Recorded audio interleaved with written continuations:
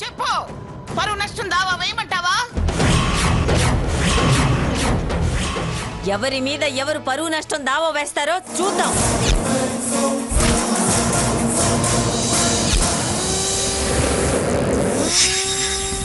నీ మనసులో స్వర్ణ ఉంటే ఆ విషయం నాకు ముందే చెప్పొచ్చు కదరా.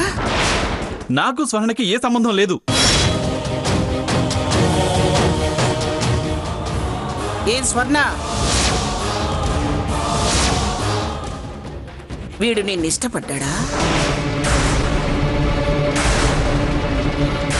నిజమే.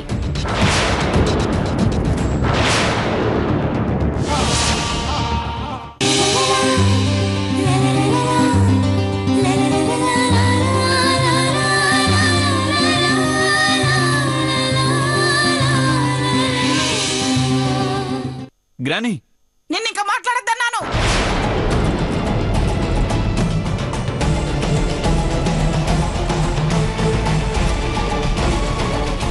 తీసిన పరువు చాలు, ఇంకా ఇంకా ఇంకా మొరైస్తే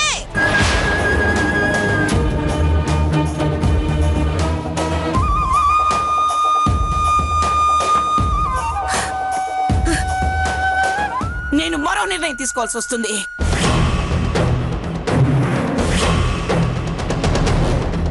నీ పెళ్లి చూడకుండానే నేను కన్ను మూయాల్సి వస్తుందిరా.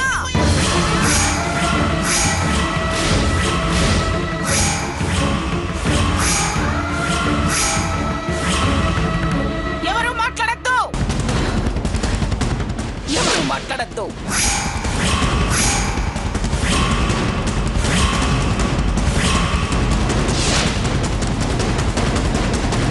నేను చెప్పినట్టు చేయండి.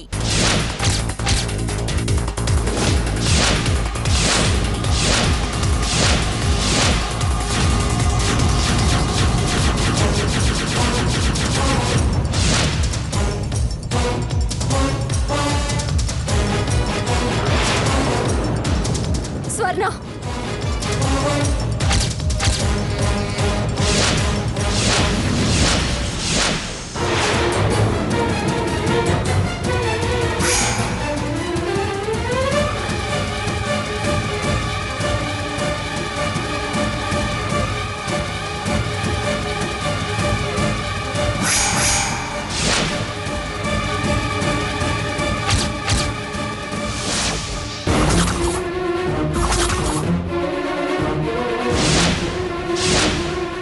స్వర్ణ, ఏంటి ఇది? నేనెందుకు కాదన్నానో తెలుసు కూడా నువ్వెందుకు చేసుకుంటానంటున్నావు? అది నీ జీవితం, నీ నిర్ణయం. ఇది నా నిర్ణయం, నా జీవితం కోసం.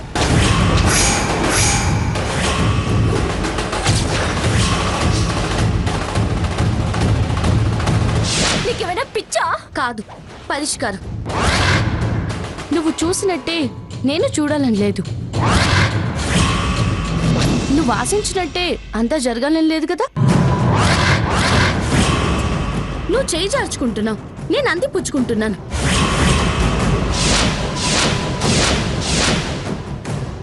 నువ్వు ఆదర్శాలకు పోతున్నావు, నేను అనుభవించాలనుకుంటున్నాను.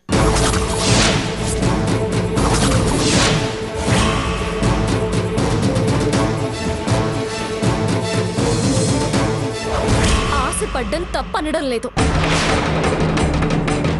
కానీ అది ఆడది సుఖ సంతోషాలతో ఉండగలిగే ఇల్లు కాదు. ఆ మనుషులు వేధింపులు నువ్వు భరించలేవే. ఆ విషయం కొత్తగా తెలిసిందా? ఇప్పుడు దాకా ఎందుకు ఆగావు? పరిస్థితులన్నీ తెలిసి కూడా అలా ఎలా మాట్లాడగలుగుతున్నావే? నేనెందుకు ఇంతకాలం తలంచి మౌనంగా ఉన్నానో నీకు తెలియదా? నువ్వింత స్వార్థపరురాలు అనుకోలేదు. ఈ అక్కని నువ్వు అర్థం చేసుకుంది ఇంతేనా? అక్క, నువ్వు నన్ను సరిగ్గా అర్థం చేసుకోలేకపోతున్నా. అర్థమైందే, నాకిప్పుడు పూర్తిగా అర్థమైంది. నువ్విలాంటి దాని అనుకోలేదు. అక్క, పొరపాటు పడుతున్నా. నువ్వే గొప్ప మనసున్న దానివి. నువ్వు మాత్రమే ఆలోచించగలిగేదానిలా నీకు మాత్రమే కుటుంబ బాధ్యతలు తెలిసినట్టుగా మాట్లాడుకో. త్యాగం నీకే కాదు, నాకు తెలుసు. తెంపు నువ్వే కాదు, నేను చేయగలను. నీ పెళ్ళాగి అంతా శ్మశానానికి వెళ్లే బదులు నేనొక్కదాన్ని నరకానికి వెళ్తే తప్పేం లేదు. అయినా నేను నీతో పోటీ పడి అక్కడికి వెళ్ళడానికి సిద్ధపడ్డం లేదక్కా. నువ్వు వాళ్ళతో పోటీ పడలేవని, నీ మంచితనం ఆ అహంకారాన్ని అణచలేదు. దానికి నేనే రైట్ పర్సన్ని. నువ్వు నిజాయితీతో దూరం అవుతున్నావు, నేను అబద్ధంతో దగ్గర అవుతున్నాను. అది నీకు నాకు ఉన్న తేడా.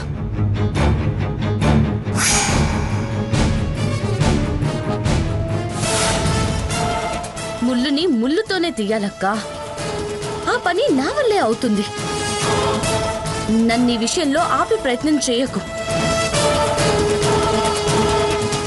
నేనన్ని విధాలా ఆలోచించి ఈ నిర్ణయం తీసుకున్నాను. ఓ భారం దించిందన్నవుతా, ఆటంకాలు తొలగించిందన్నవుతా. నువ్వు అమాయకురాలువక్క. ఆ మూర్ఖత్వాన్ని మార్చలేవు. నేను దారికి తెచ్చుకోగలనన్న నమ్మకంతో సరే అన్నాను. సరే అనకపోతే ఆమె పగబడుతుంది, విషం చిమ్ముతుంది, మన కుటుంబమే పతనమవుతుంది. నాన్న ఆరోగ్యం మీద శ్రద్ధ తీసుకోవాల్సిన బాధ్యత నాకుంది.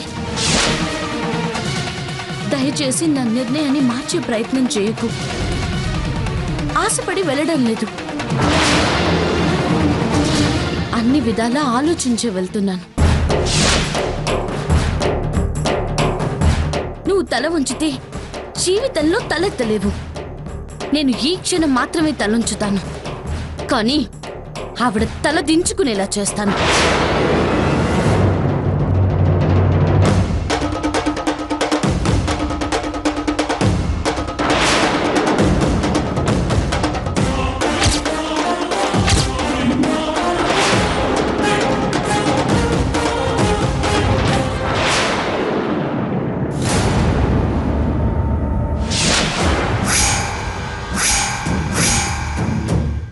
నానా, నానమ్మ, అమ్మ, పదండి వెళ్దాం.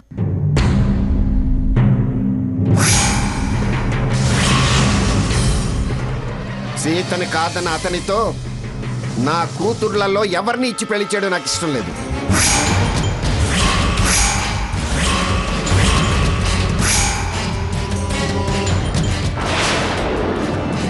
అతను అంత తప్పుగా ప్రవర్తించాడు. మాట బయట పెట్టకపోయినా మరో మాట అవతల వాళ్ళనన్నా రెండూ తప్పే.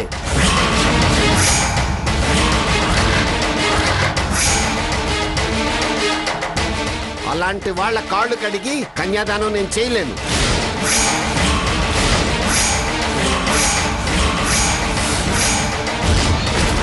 నిజమో అబద్ధమో తెలియకుండా నేను అప్పగింతలు చేయలేను.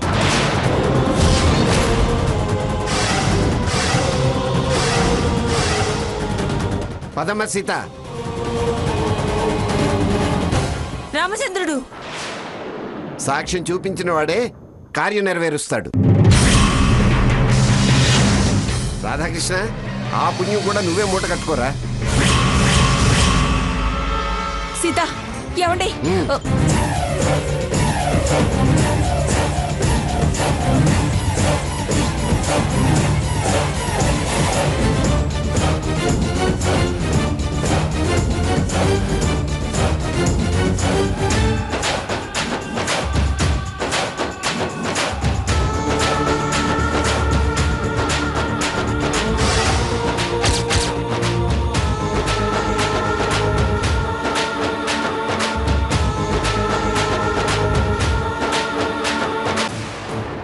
అమ్మయ్య,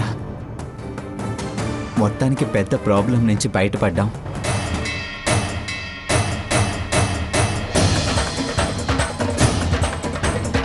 సీతా సాకేతల పెళ్లి హ్యాపీగా జరిగిపోయింది. ఇక ఏ టెన్షన్ లేదు.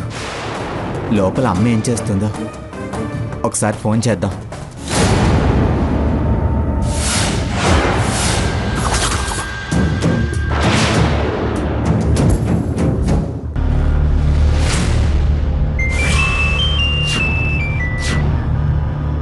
అమ్మా, ఎక్కడున్నావు? నేను వస్తున్నాను.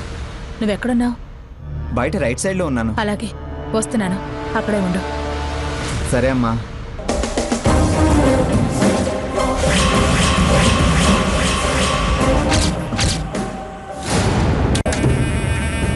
ఎవరిని అసహించుకున్నానో అదే నా ఇంటికొస్తుంది.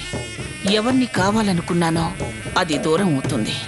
పద్ధతులు తెలియంది మా ఇంటికొచ్చి మా పద్ధతుల్ని చెడగొడుతుందా? అలా జరగనివ్వకూడదు. దీని ఆశపోతుతనంతోనే వాణ్ణి ముగ్గులోకి దించింది. కీలెరిగి వాత పెట్టి దాన్ని హద్దుల్లో ఉంచాలి.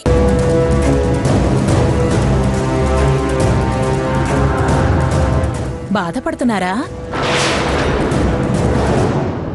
మీరేమనుకుంటున్నారో నాకు తెలుసు, కానీ అది నెరవేరలేదు. నేనేం కోరుకున్నానో అదే నెరవేరింది. అమాయకులు మీ అహంకారానికి తలొంచి బతికేవాళ్లే మీ ఇంటికి రావాలనుకున్నారు. కానీ చూడు, ఏ అహంకారంతో నువ్వు పడగ విప్పావో అదే అహంకారం నువ్వు తోక ముడుచుకునేలా చేసింది. నాలా ఇప్పుడున్న కోడల్లా ఎవరి జీవితం బలి కావద్దనుకున్నాను, అదే జరిగింది. సీత నీది కాకుండా తప్పించుకుంది. ఎప్పటికైనా మంచితనమే అహంకారాన్ని చేయిస్తుంది. దానికి ఈ పెళ్లే సాక్ష్యం.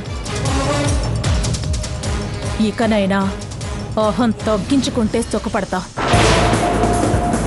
లేకపోతే ఇలాగే అన్ని మెట్లు దిగి నేల మీద నిలబడతావు.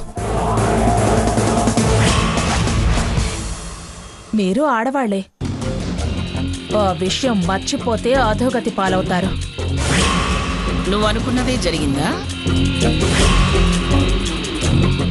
ఇంకే ఇంకా ఇక్కడెందుకున్నావు? వెళ్ళావు. ఇదే ఇదే ఇదే మానుకోవాలంది. అహం చంపుకుంటేనే ఆనందం దగ్గరవుతుంది. ప్రేమించడం నేర్చుకుంటేనే ప్రేమించబడతారు. अपवित्र पवित्रो वा सर्वावस्थांगो यस्मात् पुंडरीकाक्षं सभाभ्यंतर शुचिः पुंडरीकाक्ष पुंडरीकाक्ष पुंडरीकाक्ष बाबू मांगल्य धारण गाविंचंडी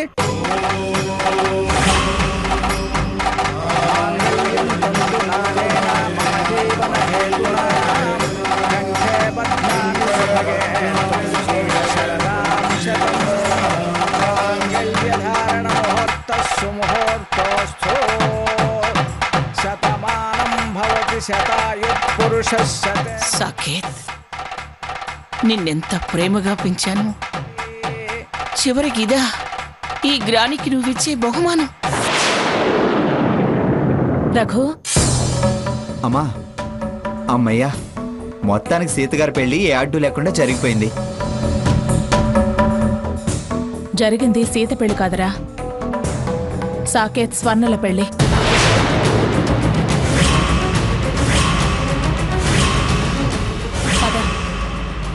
రా పెడదాం.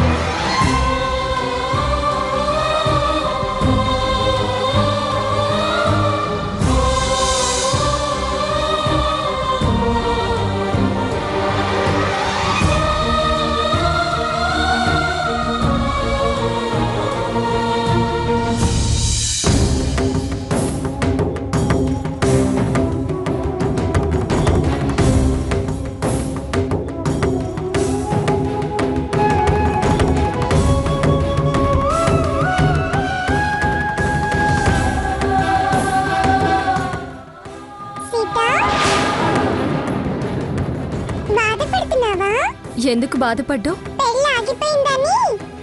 నువ్వు నా ఫ్రెండ్వే కదా, నా గురించి తెలిసి కూడా నువ్వు ఇలా అడుగుతున్నందుకు.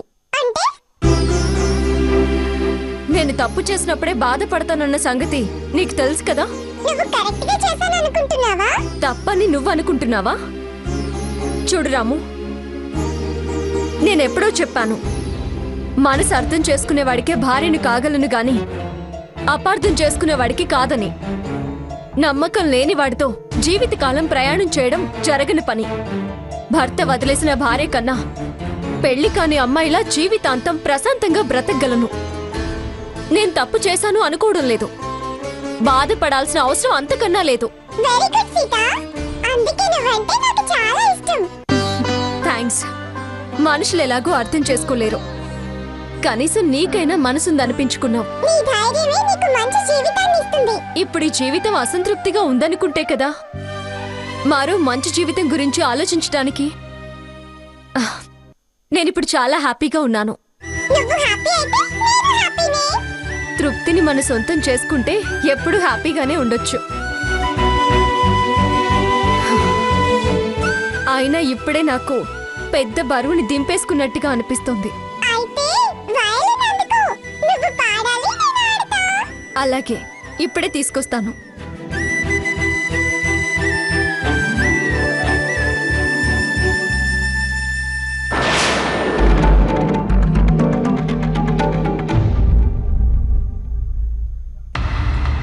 నాన్న,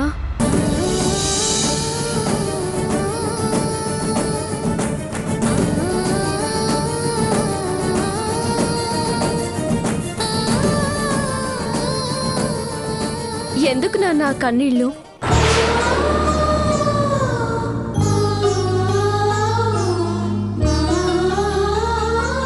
కరెక్ట్గా చెప్పలేను గాని బాధగా ఉందమ్మా. నేను పెళ్లి వద్దన్నానా? అది కాదమ్మా. నాకు పెళ్లి కాదనా? కాదమ్మా. నా మీద గొప్ప నమ్మకం ఉంచి నా కూతుర్ని సమర్థిస్తాను పదమ్మా అని అంత ధైర్యం చెప్పి నన్ను ఇక్కడి దాకా నడిపించుకొచ్చి ఇలా ఒంటరిగా కుమిలిపోవడం ఎందుకు నాన్నా? నాకిచ్చిన ధైర్యం అబద్ధమా? నా మీద నమ్మకంలో పొరపాటా? అయ్యో అదేం కాదమ్మా. నాన్నా, ఆ దేవుడు నా ప్రార్థన వినలేదు.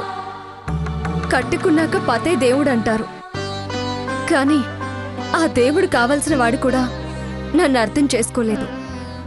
కన్న తల్లి కూడా నాదే తప్పు అంది. ఆ క్షణం మీరు మాత్రమే నువ్వు చేసిందే రైట్ అమ్మా అని నా భుజం తట్టి నాకు ధైర్యం చెప్పారు. అప్పుడు మీరు నాకు దైవంలా కనిపించారు నాన్న.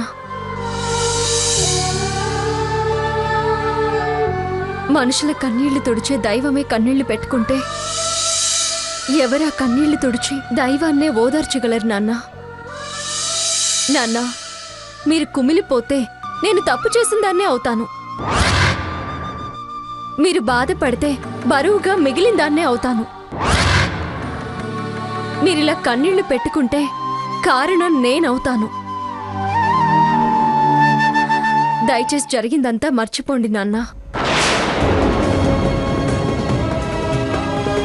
చెడిపోయిన పెళ్లి గురించి విచారించడం కన్నా జరిగిన పెళ్లికి ఆనందించండి నాన్న. నువ్వు కాదని చోటికి అది వెళ్ళింది. తను నా కూతురే కదా, ఎలా ఆనందించమంటావు? అది ఇష్టంగానే వెళ్ళిందిగా. నాకు నమ్మకం లేదు. నమ్మకాలు స్థిరపడ్డానికి కొంతకాలం ఆగాలి నాన్న. నన్ను అరే అరే అని ప్రేమగా పిలిచేవారు కదా. నువ్వు కూతురివి కాదురా కొడుకువి అనేవారు కదా. అదే నిజమైందనుకోండి, అన్నగా చెల్లి పెళ్లి జరిపించాననుకోండి, మీ బాధ్యతని పంచుకున్నాననుకోండి. లేదు, అమ్మ అమ్మ అంటూ మీ అమ్మనన్నారు కాబట్టి అమ్మగా మిమ్మల్ని ఓదారుస్తున్నాను. ఈ అమ్మ మాట విని బాధపడ్డం మానేయండి నాన్న. పెళ్ళే జీవితం కాదు కదా, జీవితంలో అదొక చాప్టర్ అంతే. అది రకరకాల జీవితాల్లో రకరకాలుగా రాసుంటుంది.